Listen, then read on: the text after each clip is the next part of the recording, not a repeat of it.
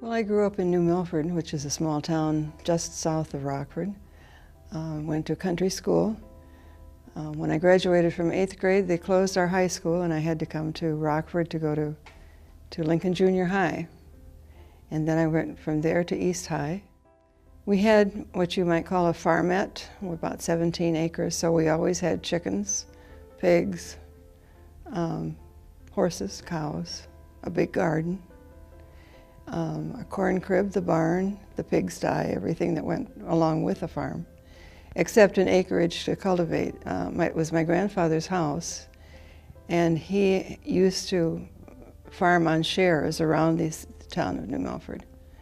But he had passed away and my grandmother was still living at the time, and we were all living in the same house. My grandmother, my uncle, my parents, and I have a brother and a sister, both younger than I, and we all lived together. When the banks closed, my parents were putting a roof on the house, and they took a check to see how much money they had available. And between my uncle, my grandmother, and my parents, they had $7.30 in their pocket. The banks were closed. They could not get any more money. My father was running a small garage, an automobile repair garage in New Milford. It was his own private business. He lost that because people couldn't pay him for the work that they needed to have done. And consequently, he was out of work. He was determined that we would not go on public aid. And he worked, they put a new bridge across the Kishwaukee River there in New Milford. And I can remember him working all day hauling wheelbarrow loads of cement for 50 cents a day. And at that time, that would buy a quart of milk, a pound of hamburger, and a loaf of bread. And then, of course, we had the garden, which helped us a great deal. They always bought baby chicks in the spring, so we had chickens.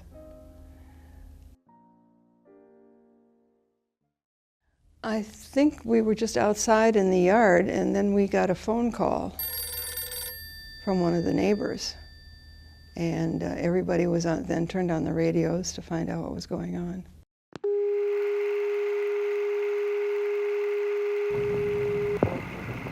One, two, three, four. Hello, NBC. Hello, NBC. This is KGU in Honolulu, Hawaii. I am speaking from the roof of the Advertiser Publishing Company building. We have witnessed this morning a distant view, a great battle off Pearl Harbor, and a severe bombing of Pearl Harbor by enemy planes, undoubtedly Japanese. The city of Honolulu has also been attacked and considerable damage done.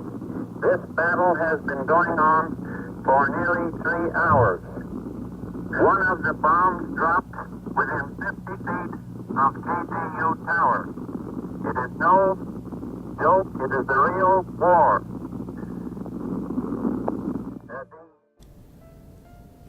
The Japanese attack on Pearl Harbor, December 7, 1941, was what initially caused America to join World War II. Many young men were deployed into the war as a result. Citizens back home flew into a frenzy in order to help the war efforts as much as they could. With many of the men from home thrown into the war, many of the factories were left empty. During this time, women began to step forward, and everyday life in America was completely flipped around.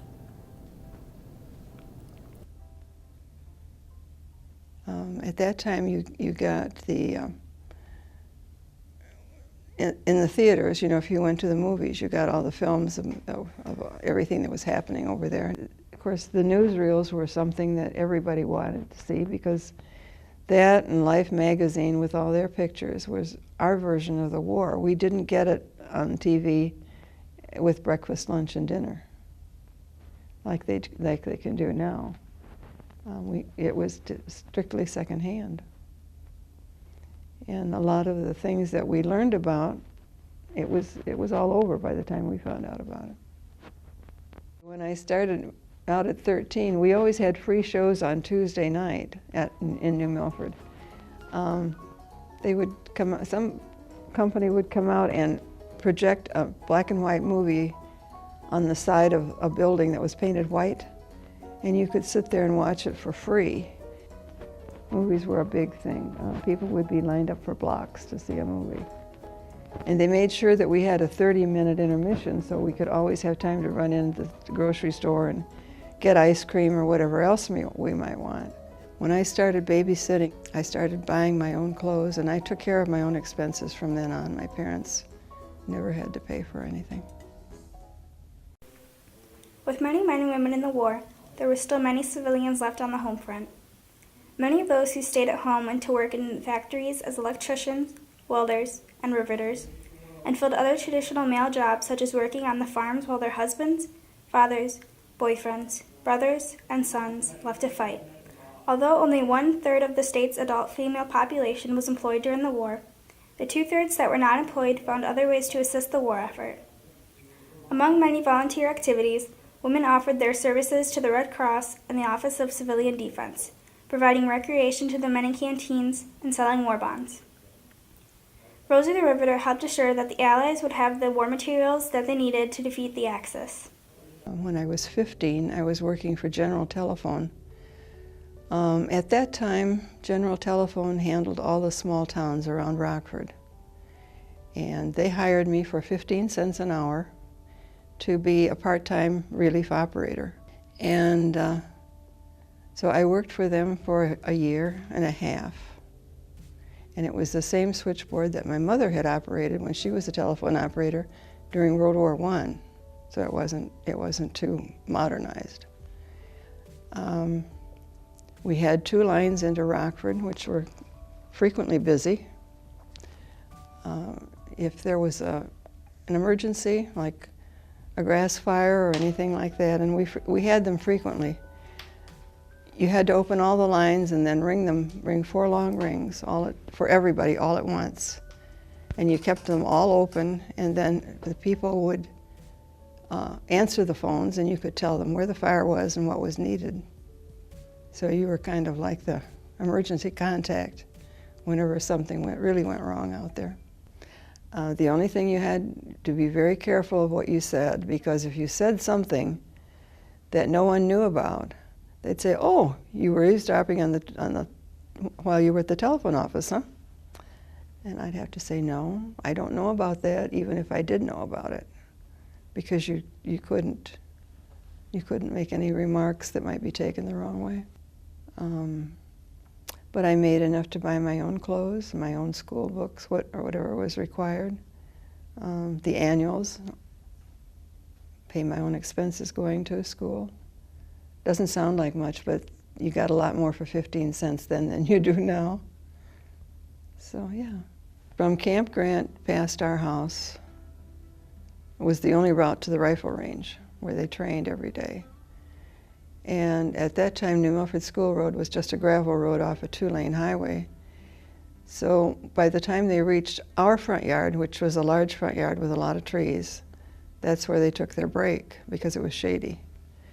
And you could talk to them, they would talk to you. The soldiers in Camp Grant were mostly foot soldiers, and a lot of them were trained to be medics. And my mother knew, she never knew how many she would have for Sunday dinner, ever. Because my father would invite soldiers, and we ate a lot of chicken, because that was ours, and we had our own meat. We always had Sunday dinner, had soldiers at Sunday dinner. My brother, who was 5 years younger than I, had a bicycle, and he was up on the rifle range a lot with soldiers because they didn't like their field rations, which was what they ate when they were working out up there. And the Army let him be up there with his bicycle, and they would give him money, and then he'd bicycle down to New Milford and get candy bars or whatever else they ordered and take back. They would eat that instead of the field rations. And he did that for 2 years. He lived with them every day, all summer long. and the Army permitted it. I was always amazed that they did, but Dad would come home from work and Mother would say, well, did you see Spence? And he'd say, yeah, I saw his white cowboy hat going from this point to that point, and so he was on his bike. And I asked my mother, I said, did you ever worry about him being up there alone all day long with all those strangers? And she said, no. I don't think that would have been a good thing to happen today, but at that point, there were no worries. One time, they were having maneuvers, and we could tell from the shots being fired because you could hear the artillery all day long from our house. So about supper time, an ambulance pulled into the backyard, which terrified my mother for a few minutes because she couldn't imagine what happened. But they were doing some maneuvers and they had to be rescuing the injured. Well, he didn't weigh so much, so they went ahead and injured him and bandaged him all up. But it was a scary minute in her lifetime, yeah. After the war started, he took some training out of town to learn to be a refrigeration mechanic. And so he got a job at Camp Grant, taking care of the refrigeration units, and also at the prisoner of war camp that we had at the time, where they kept German prisoners of war. But they did take them out in crews with armed guards to help the farmers harvest, because everyone was in the service, and the farmers couldn't get help at harvest time. And a lot of them, when the war ended, did not want to go home. Many training camps during World War II, such as Camp Grant, doubled as prisoner of war camps. Despite many rumors about how the Allies treated their prisoners, these camps differed greatly than the camps abroad. In fact, some Germans were pleased to be captured by the British or Americans because they feared being captured by the Russians, or because they disagreed with their nation's conduct of the war. In October 1940, Camp Grant was reactivated as an induction center, being transferred by Illinois back to the federal government. During the war, Camp Grant also served as a prisoner of war detention center, employing upwards of 6,000 civilians, boosting Rockford's economy. As the United States sent millions of soldiers overseas, the resulting shortage of labor eventually meant that German prisoners of war worked towards the Allied war effort by helping out in mills, farms, and other places deemed a minimal security risk. Many people valued their contribution, and as late as February 1945, politicians in rural states asked the government for 100,000 more prisoners to work on farms. Other than barbed wire and watchtowers, the camps resembled standard United States or Germany military training sites. The prisoners received 2 packs of cigarettes a day and frequently meat, both rationed for American civilians. They were also provided with writing materials, art supplies, woodworking utensils, and musical instruments, and allowed regular correspondence with family in Germany. One German later recalled that he gained 57 pounds in the 2 years that he was a prisoner. When they started rationing, they rationed gasoline. It was like 5 gallons a week. Food stamps for sugar, because that came mostly from, at that time, from Hawaii. They rationed meat. Some of the stores tried selling horse meat to eat, but nobody would buy it, so it didn't last long. We gathered milkweed pods because they used the milkweed for some of the vests that they made for the servicemen. Of course, you bought the stamps. You collected all the metal that you possibly could. If you had any around home, anything that was metallic, you gave to the war effort. We were all doing what we could for the war effort, whether you had people in the service or not. We were always concerned for other people not hearing from their sons or their husbands or whatever during the war, yeah. In the spring of 1942, following the start of World War II, the food rationing program was set into motion, and it had become every citizen's duty to cut back on items such as meat, sugar, coffee, canned foods, fuel, shoes, and consumer goods. The rationing program was introduced to avoid public anger with shortages and to make sure not only the wealthy were able to purchase commodities. Although people were often required to give up many material goods, there was also an increase in employment at the time. Some of their efforts included scrap drives, taking factory jobs, donation of goods, and other similar projects to assist those on the front. War bonds and stamps were sold to provide war funds, and the American people also united through volunteerism. Many Americans collected scrap metal for the war effort. Collecting scrap metal in aluminum cans meant more ammunition for the soldiers. To build tanks, ships, planes, and weapons required massive amounts of metal. A single tank needed 18 tons of metal, and one of the Navy's biggest ships took 900 tons.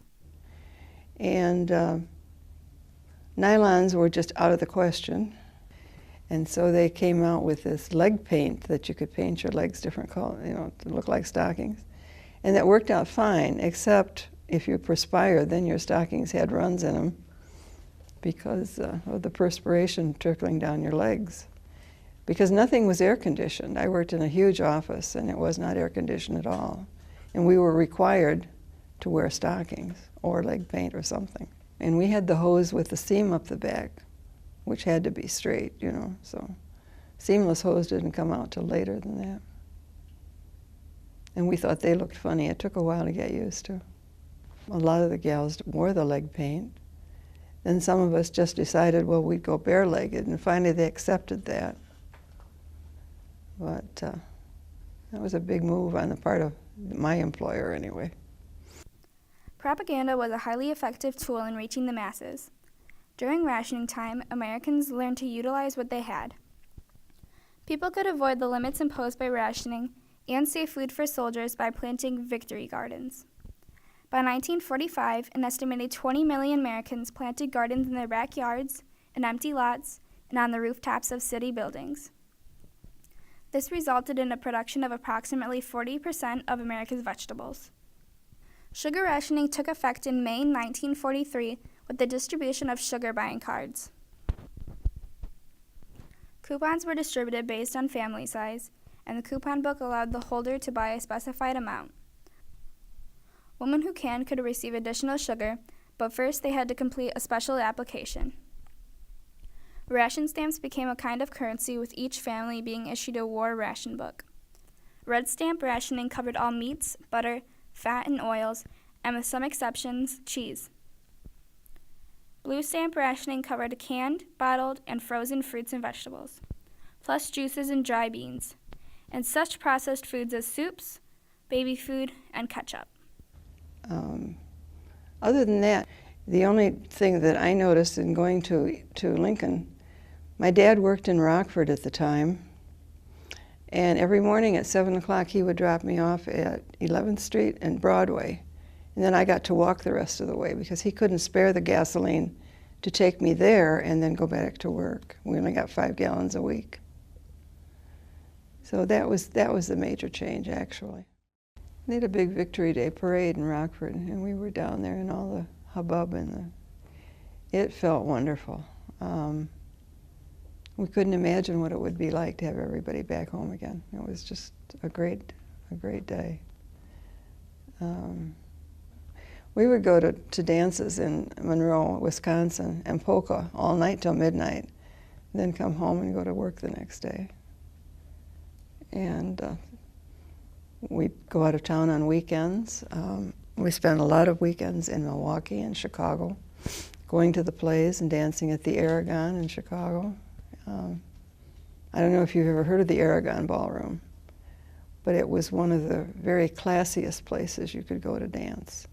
It was all marble floors, big name bands, and they had a ceiling that moved. The stars and the moon and everything would move across the ceiling during the evening. There was one on the south side too, but it was called the Trianon. I always went to the Aragon.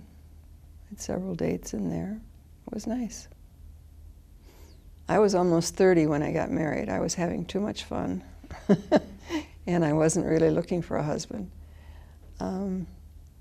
He was a groomsman in a wedding where I was a bridesmaid. and we couldn't stand each other.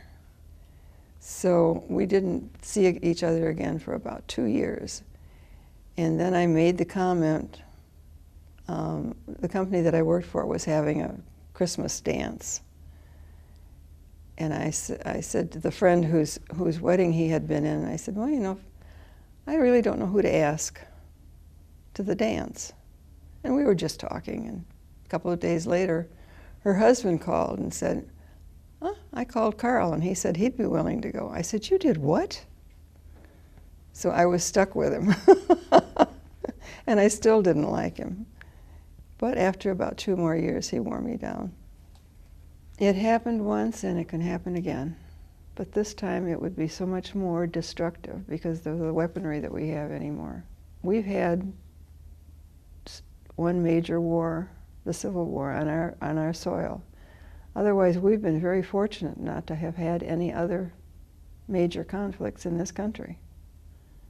And I don't think we're prepared for them. I think it made me aware that you have to get out and work for what you want, because we were very poor during the Depression. And you have to save for what you want. But I just think it made us very much aware of the value of $1 and how badly you needed to save to get what you wanted out of life.